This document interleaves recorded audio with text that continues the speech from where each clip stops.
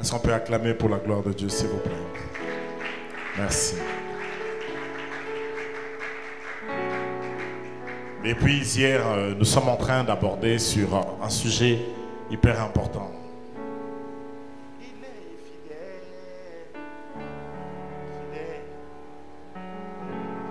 Alléluia.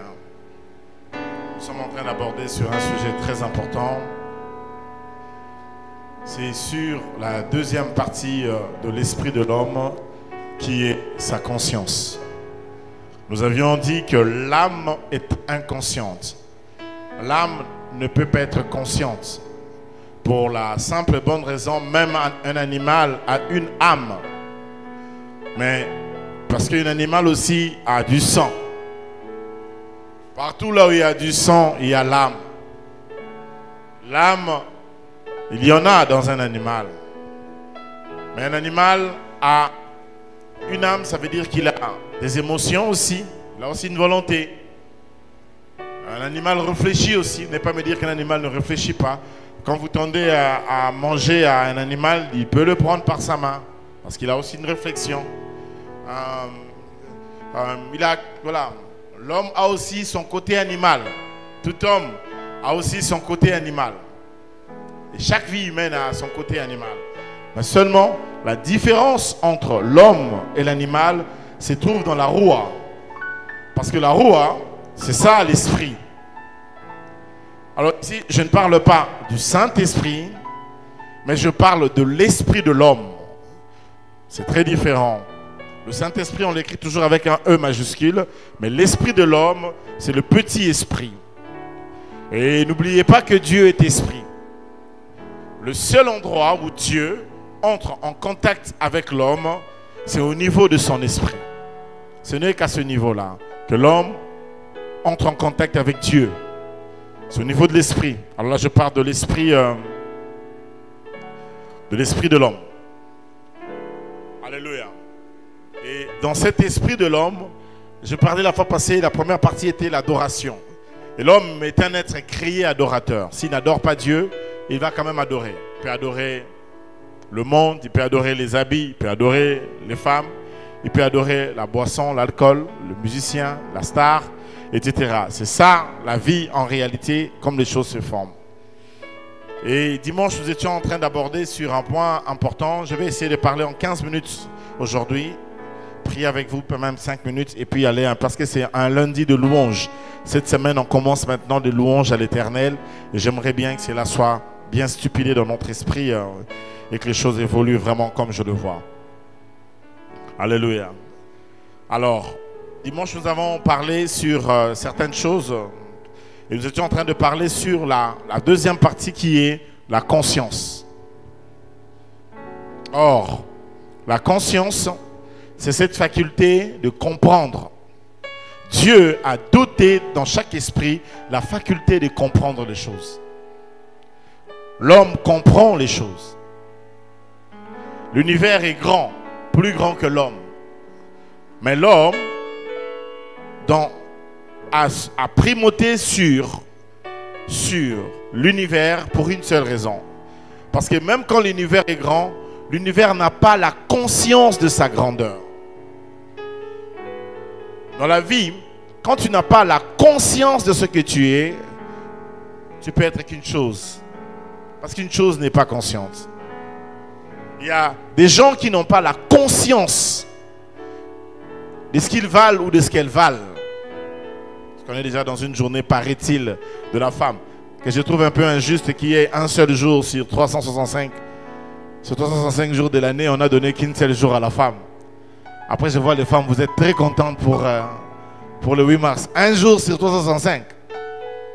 Donc ça veut dire que nous, on nous a donné 364 jours alors dans ce cas. Alléluia. Non, alléluia. Est-ce que je peux avancer? La conscience, c'est la faculté de percevoir. La faculté de percevoir les choses. Comment perçois-tu les choses? Une personne normale qui a l'esprit est capable de percevoir. Comment tu perçois la vie? Comment tu perçois les choses? Et ça, c'est très important. À partir du moment où tu ne sais plus rien percevoir, Tu n'as plus à réfléchir. Et la conscience aussi la faculté de sentir. Et ces définitions sont hyper importantes pour la suite des choses qui vont être dites ici. Comprendre, percevoir, savoir réfléchir, sentir. Être capable de voir les choses en amont. Une personne consciente, ça veut dire la personne dit que la chose ici, ça va réussir. Comme je la vois, ça peut bien aller. Et une personne consciente aussi, ça veut dire que la route ici, ça peut mal finir. C'est ça une personne consciente. Ce n'est pas une personne qui vit que des surprises. Une personne qui pressent les choses. Tu peux avoir le feeling. Tu peux dire que non, la relation avec ce garçon, ça peut aboutir à un mariage. La relation avec cette fille, ça peut donner quelque chose de bien. Autant, dans la conscience, tu peux dire que non, la relation avec ce monsieur ici, ça peut mal finir. Alléluia. On peut pressentir en disant que la relation, mon enfant ici a telle chose. C'est ça une personne consciente. Tu regardes aussi ton enfant, tu peux dire, je sens que cet enfant a de l'avenir. Ou je sens que l'ami à mon mari, l'ami à ma femme, ou alors l'ami à l'enfant, moi non, ça n'a camarade, on a sentir yémabé. Tu es conscient. Alors suivez-moi maintenant. S'il y a quelque chose que le diable combat, il combat beaucoup la conscience. L'ennemi ne veut pas d'une église consciente, des enfants de Dieu qui sont conscients. Et beaucoup de gens ne comprennent pas pourquoi certaines choses ne réussissent pas. Parce que même Dieu, pour te bénir, il doit être sûr que tu as maintenant la conscience, c'est la maturité de la bénédiction. Quand on remettrait entre les mains d'une personne une bénédiction, mais si cette personne-là n'a pas la conscience, cette personne-là ne saura pas vivre avec cette bénédiction. Parce que s'il y a un endroit où le diable vient taper, hormis les poches de l'âme, le diable vient aussi souvent taper dans les poches de l'esprit. C'est pourquoi tu peux avoir un diamant en main sans savoir que ça c'est un diamant. Tu peux avoir du potentiel, mais tu n'as pas conscience du potentiel que tu as. Des fois, je rencontre beaucoup de gens, et même ici à l'église. Hier, j'ai reçu, samedi, une sœur qui est aussi une star dans cette nation. Je lui parlais sur le potentiel qu'elle avait. C'est une servante de Dieu, une chantre. Je sais que dans cette ville, c'est une des plus belles voix congolaises. Je vous assure, c'est une des plus belles voix qu'il y a dans cette nation. En tout cas, dans ces pays, si on met parmi les premières plus belles voix, elle fait partie. Cependant, elle n'a pas la conscience. Et je lui faisais comprendre où est-ce que cette voix-là peut l'amener dans la vie. Parce que beaucoup de gens pensent à la bénédiction en termes d'argent sans avoir la conscience des choses qu'ils ont.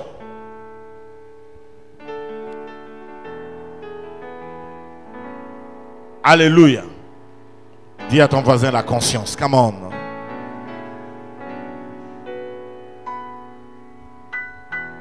Et quand le diable t'oppresse, il fera en sorte que tu n'aies pas conscience de ce que tu as. Voilà pourquoi tu peux avoir une femme en diamant. Tu ne vas pas t'intéresser d'elle. Tu risqueras d'être à gauche, à droite, en négligeant le diamant femme que tu as à la maison. Tu peux avoir un homme trésor, mais tu ne réalises pas que c'est un trésor. Tu peux avoir des enfants joyaux, des pépites, mais tu ne te rends pas compte. Tu peux avoir ici Tyrannus, une église en or, mais tu ne réalises pas. Tu peux avoir un grand orateur comme John Wizani, mais tu ne t'en rends jamais compte. Je vous l'ai dit, humblement. Mais vous devez bénir Dieu pour avoir des opportunités, d'avoir des orateurs. Peut-être comme le John Wizani par la grâce de Dieu. Je dis humblement. Humblement, je vous assure. Alléluia. Tu peux avoir un pasteur extraordinaire, mais tu ne te rends pas compte. Tu es là à aller fouiner, à chercher des prédicateurs et à bikoro. Alors je dis ça comment? Et tu cries des amens au bikoro. Ça n'aura aucun impact. Soyez fiers de votre église. Est-ce que vous pouvez acclamer pour la gloire de Dieu?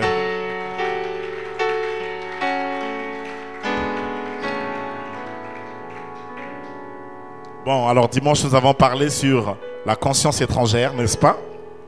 On a expliqué ça. Il y a des gens, comment le diable a combattu leur conscience en leur dotant seulement la conscience étrangère. Eux sont sans personnalité. Ils ne dépendent que de la conscience des autres.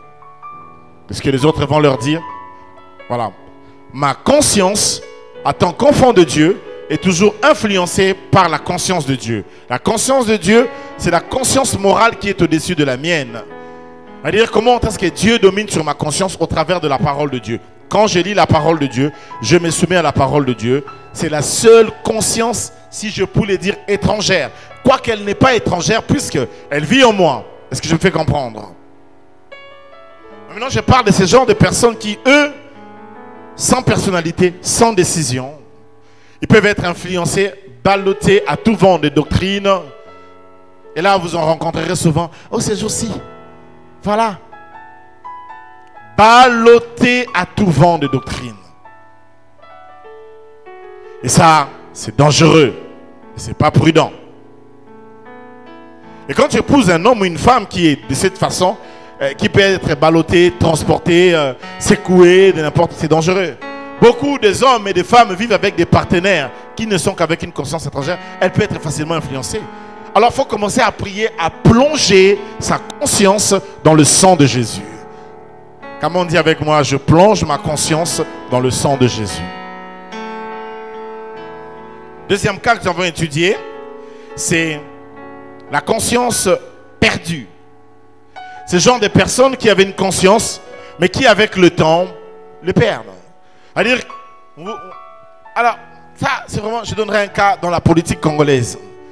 Il y a des gens, quand vous regardez dans la politique congolaise, ils étaient mobutistes au temps de Mobutu, kabilistes au temps de Kabila le Grand, kabilistes à nouveau au temps de Joseph Kabila. Maintenant là, ils sont tshisekidistes au temps de Tshisekedi. Et ils seront nguizanistes au temps de Nguizani en tout cas. C'est anormal. On ne sait pas s'ils sont à gauche ou à droite, s'ils sont dans le... On ne sait pas. Il y a des gens que moi je suis né, je les ai trouvés au pouvoir. Jusqu'aujourd'hui, vieux, fatigué, mais Azaka n'a pas pouvoir. Alors que ma régime est changé, mais hier, Azaka Kawana.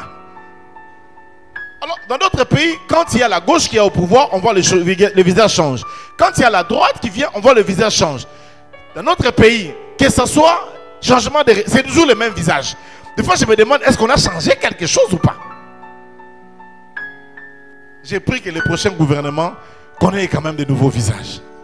Je serais triste de voir d'autres gens là. Je ne vais pas citer son nom. Je sais que c'est ton oncle. Excuse-moi. Mais appelle Manan. Glody Luboya Baza. Tout le monde a Glody. Tout le monde a Déo. Tout le monde a Sephora.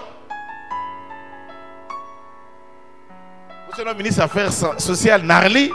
On va voir comment ça va évoluer. Maintenant, Colombo, qu'est-ce que ça dit?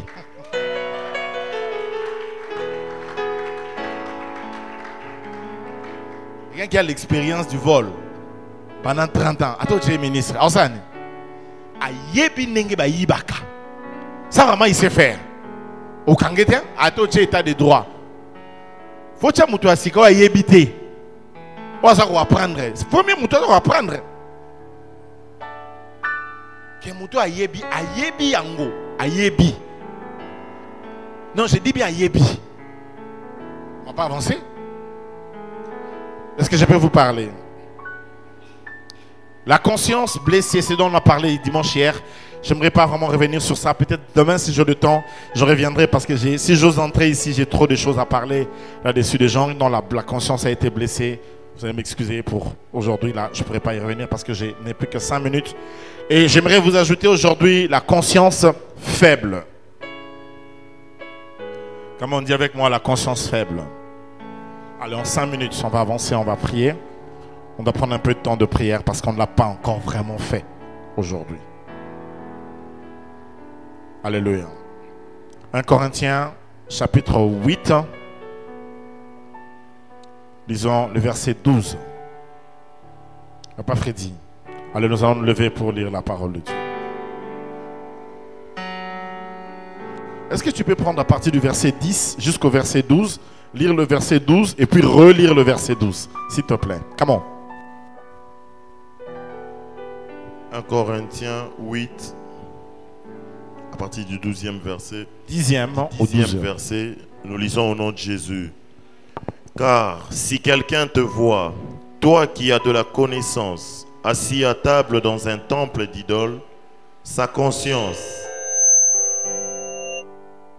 à lui qui est faible, ne les portera-t-elle pas à manger de viande sacrifiée aux idoles? Et ainsi le faible périra par ta connaissance, le frère pour lequel Christ est mort. En péchant de la sorte contre les frères et en blessant leur conscience faible, vous péchez contre Christ. Verset 8, 12 encore, s'il vous plaît. En péchant de la sorte contre les frères et en blessant leur conscience faible, vous péchez contre Christ. On peut acclamer et s'asseoir. Que Dieu vous bénisse. Alléluia. Il y a un grand débat ici maintenant sur la viande sacrifiée aux idoles. C'est un grand débat. Est-ce qu'on doit le manger ou on ne doit pas le manger? Vous savez, chez les Juifs, le repas, ce n'est pas que le repas. On ne mange pas avec n'importe qui. D'ailleurs, un Juif n'entre jamais dans la maison d'un païen. Non. Il ne peut pas entrer dans la maison d'un païen. Ce n'est pas permis. Même venir chez vous. Et puis, la manière dont les Juifs mangent, c'est très différent. Les Juifs ne mangent pas le ntsakamadesu. Un Juif ne mangerait peut-être pas de... Bon, déjà du porc, chez eux, ils n'en mangent pas. Vous voyez un peu les repas mélangés. Tu prends le madesu, tu mets les mabaku. Ça ne passe pas. Ou tu prends le nkovi, ou les fumbois, et tu mets les mbisiarokauka. Ça ne marche pas chez eux. Ils ne mangent pas deux repas mélangés. Ils mangent repas par repas. Et puis ils ont des repas qu'ils ne mangent pas. Et parmi les repas qu'ils ne pouvaient pas manger, ce sont des viandes sacrifiées aux idoles. À l'époque, il y a des marchés de viande. Et quand on vendait des viandes, les gens peuvent venir acheter des... Après, il y avait des viandes qui étaient données aux idoles, que l'on revendait ou qu'on vendait. Alors pour eux, ces genres de viandes n'étaient pas des viandes qui peuvent être mangées par eux. Ils n'en mangent pas. Maintenant, il y a un problème. C'est quoi le problème? Le problème, c'est que quand il y a eu l'Église, l'Église a mélangé ensemble les chrétiens venus du paganisme avec les Juifs venus du judaïsme.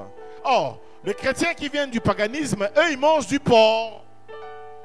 Ils mangent de la viande sacrifiée aux idoles. Je ne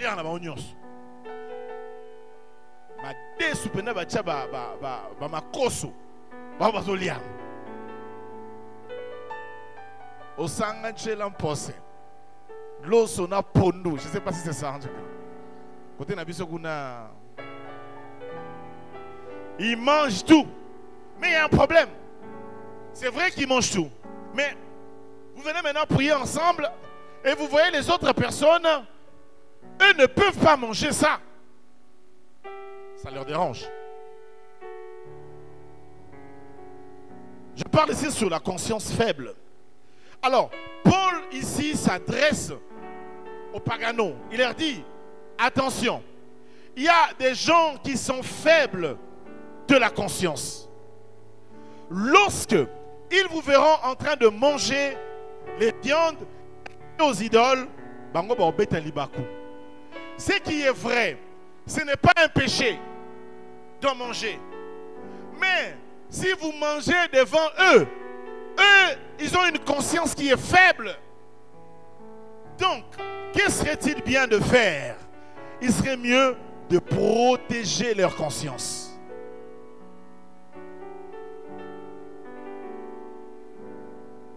Parce que quand vous faites ça, l'autre là, c'est aussi votre frère en Christ. Mais quand vous vous comportez comme ça, vous touchez à sa conscience est faible. Lui ne peut pas supporter cela. C'est comme moi, je ne supporte pas l'odeur de l'alcool. Soloka ya masanga. Je ne supporte pas Je ne supporte pas ça.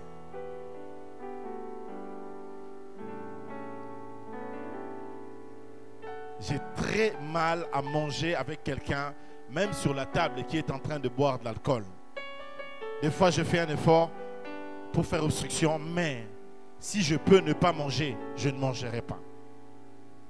Et quelques fois que je peux le faire à table avec des gens qui boivent de l'alcool, je le fais peut-être par élégance. Mais en réalité, je suis très mal à l'aise. Et si quelqu'un me connaît bien, il va voir que je ne vais pas assez manger. Je ne pourrai pas. Parce que tout ce qui est alcool, chez moi, ça ne passe pas. Est-ce que je me fais comprendre? Non. Donnez-moi un amen si vous m'entendez. Alléluia. Est-ce que quelqu'un peut me donner un grand amen un peu? Alors écoutez, il y a des gens qui ont la conscience qui est faible. Alors, la conscience faible a deux volets, premièrement. Le premier volet, c'est ce bon côté ici, dans lequel toi, tu dois être fort pour protéger la conscience de l'autre. Parce que ça peut être très faible.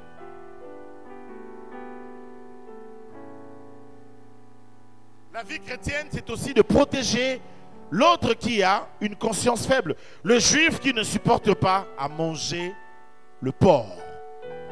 Qui ne supporte pas à manger la viande sacrifiée aux idoles.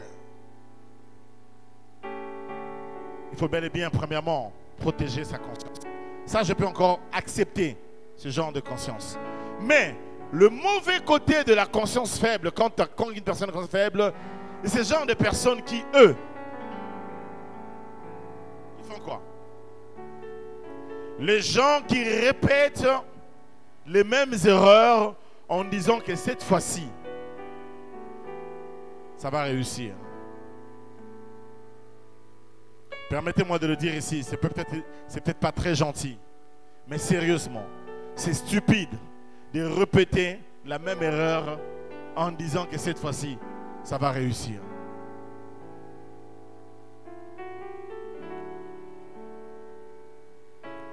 On t'engrosse pour une première fois, on t'engrosse encore pour une deuxième fois. Tu répètes la même erreur en disant que cette fois-ci, ça va réussir. Alors plus loin, on t'engrosse pour une première fois, on t'engrosse pour une deuxième fois, on t'engrosse pour une troisième fois, en disant que cette fois-ci, ça va réussir, ça ne marche pas.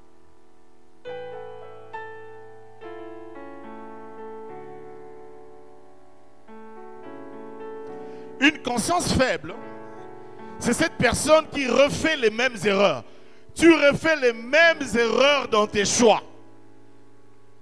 Tu refais les mêmes erreurs que tu avais fait autrefois dans un domaine dans lequel, dans tes business, dans tes affaires, il y a des gens qui ont envoyé leur argent dans leur famille en disant que non, je vous donne l'argent, faites le commerce, recevez de ma part 10 000 $. Ton petit frère a mangé l'argent. 5 ans après, tu dis je te donne encore 10 000 $. Tu as une conscience qui est faible. Parce qu'il y a des gens qui n'ont pas retenu la leçon des choses qui leur sont arrivées dans la vie. Conscience faible.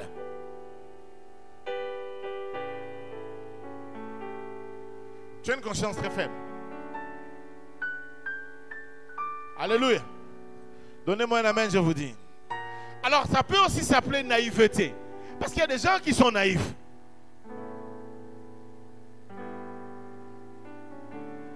Lorsque la chose qui t'est arrivée t'arrive une deuxième fois, t'arrive une troisième fois, tu as un problème. Parce que des fois, quand le diable te combat, c'est dans la conscience qu'il te combat. Il te donne une conscience très faible. Tu ne sais pas apprendre de tes erreurs, ni grandir dans tes erreurs. Tu refais les mêmes erreurs. Voilà pourquoi il y a des filles qui vont de divorce en divorce. Des hommes qui vont de divorce en divorce. Parce que tu n'as pas compris dans la première leçon. Les chocs que tu as eu dans la vie, si ça ne t'a pas permis de grandir, c'est que tu n'as encore rien compris.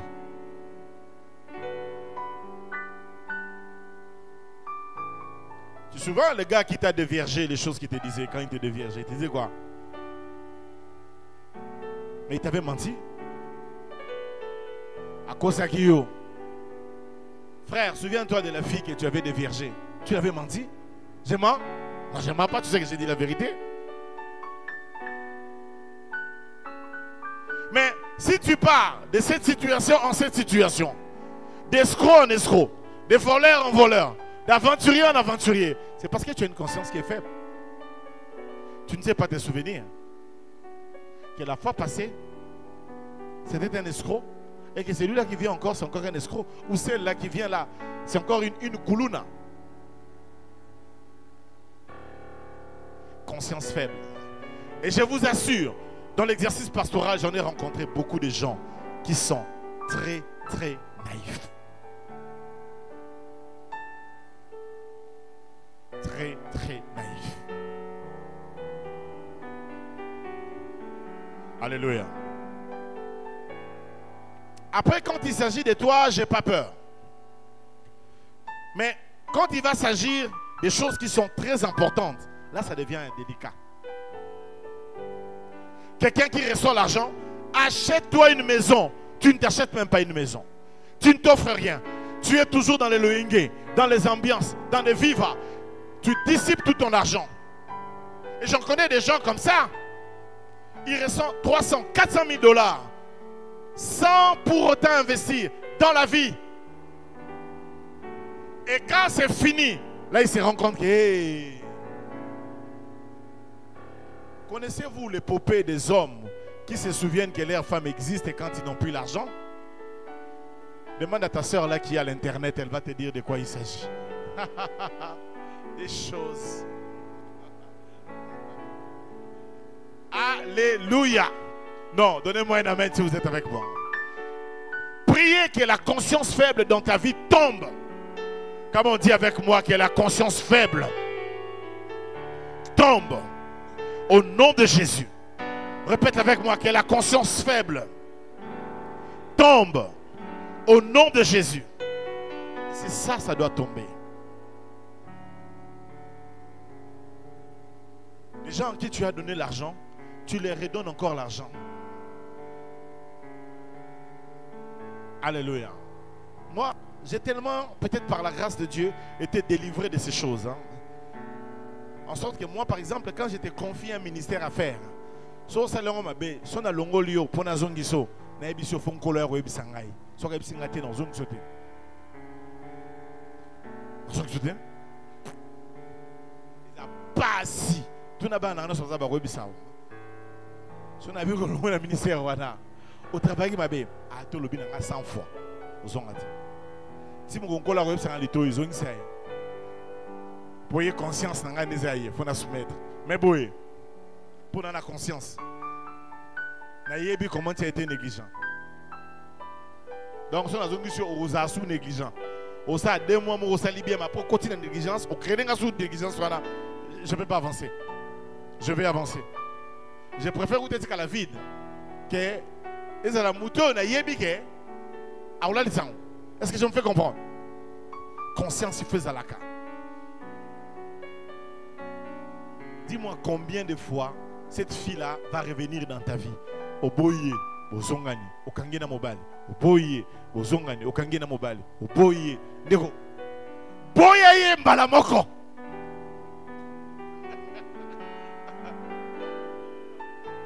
Il y a des couples comme ça, des fiancés. Ça casse, ça revient. Ça casse, ça revient. Mais tu as une conscience faible. Tu as oublié que les 5 dernières fois, tu l'as attrapé en flagrant délit. Mais arrête ça. Tu arrêtes. Alléluia. Non, donnez-moi un amen. Alléluia. N'ayez pas la conscience faible dans la vie.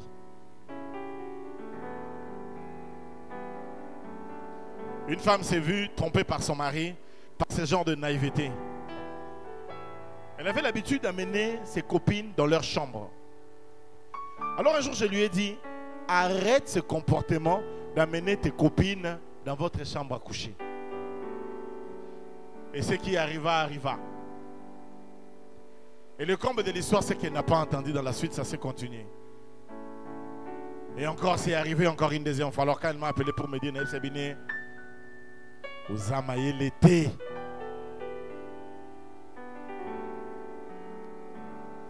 Il y a des gens qui ne sont pas conscients. Il y a des gens qui ont une conscience très faible. Muto moni azoyiba, akoyiba kaka. Akoyiba. Ato yambi Yesu, ebisingo yambi Yesu. Mais na kote makambo mbongo, na ko chayote, na ko zela. Les gens sont naïfs parce que quelqu'un vient à l'église et dit non, moi je suis frère en Christ. Et au quotidien pour être frère en Christ, vous êtes naïf. Conscience vous êtes faible. Vous êtes frère en Christ, vous êtes yibaki. Vous êtes frère en Christ, amen. Vous êtes mais na côté à makambo na yebi ko za na faiblesse ya mbongo na yebi yango na mutu nanga na ochaote. Pour ça na tuo wana na tante osa nini? Oui ba. Pesanga mena yoka. Tananga pusan. To bete don kolon abo oskatoza.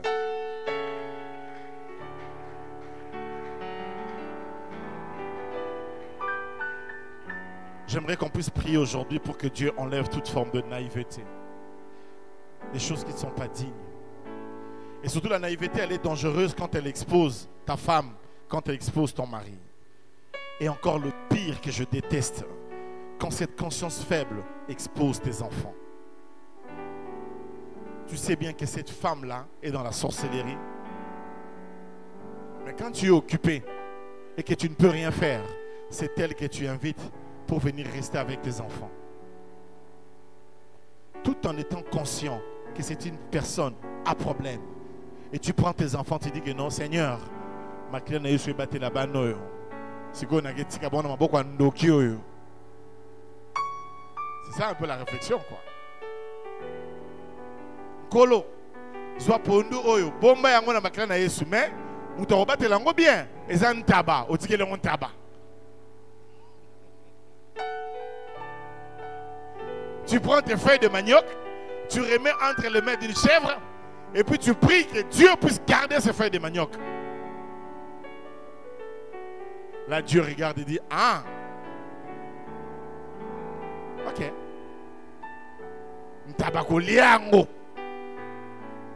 Dieu, pourquoi tu n'as pas gardé? Il va dire, oh oh. Et la petite histoire pour finir un jour, nous sommes dans un pays extérieur. Dans une famille, je leur dis, Dieu a montré à ce monsieur que telle personne, il faut être loin d'elle. C'est Dieu qui lui a montré.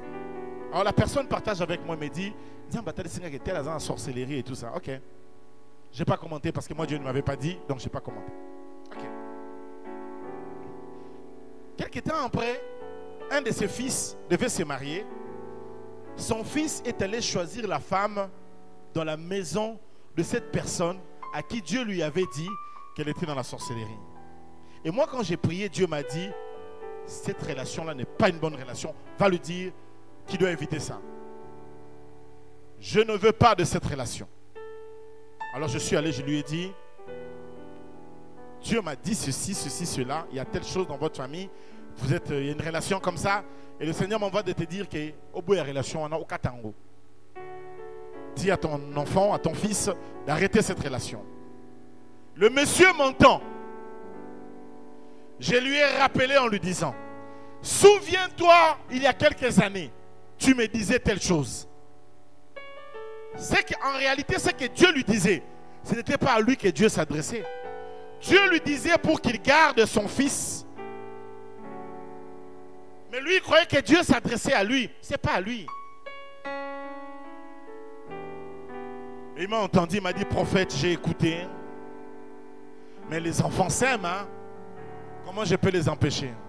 Je lui ai dit, tu es le père, tu peux empêcher ça. Même quand ils s'aiment. Ce n'est pas parce que les enfants s'aiment que quand tu vois ton enfant aller dans un trou, tu vas le laisser dans un trou parce qu'il s'aime. Alors il m'a dit, bon. Et curieusement, le monsieur a épousé la fille. Alors il faut voir la suite des événements, combien c'était désagréable. Et je suis revenu vers lui dire, je t'avais prévenu, tu étais au courant. Tu ne vas pas dire à Dieu qu'il a tort parce que tu étais prévenu en amont, tu savais qu'on allait aller dans telle direction. Tu es donc aussi responsable que tes enfants dans cette affaire. En dépit de tout, tu as accepté cette relation alors que Dieu t'avait dit de ne pas le faire. Tu es con. Imaginez maintenant que son enfant meurt. On en serait où? Ça, c'est une conscience qui est faible. Dieu lui a parlé, mais il n'a pas entendu. Que Dieu bénisse sa parole de ce soir.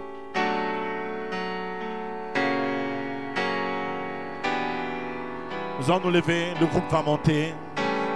Nous allons prendre quelques temps dans la prière, juste 5 minutes.